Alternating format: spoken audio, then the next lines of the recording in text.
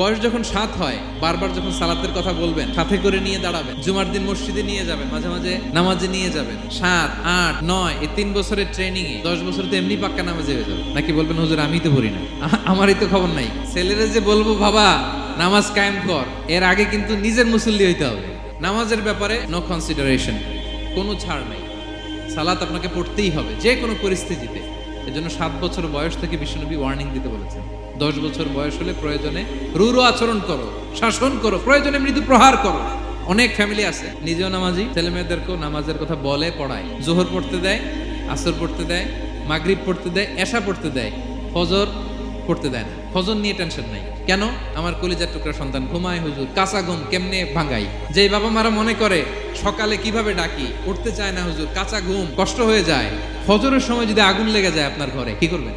আরেকটু ঘুমা, কাঁচা ঘুম। দুনিয়ার আগুন থেকে রক্ষা করার জন্য যেমনি ডাকেন, উঠায় নিয়ে আসেন, জাহান্নামের কঠিন আগুন থেকে বাঁচানোর জন্য ফজরের সময়ও ডাকার দরকার আছে না নাই?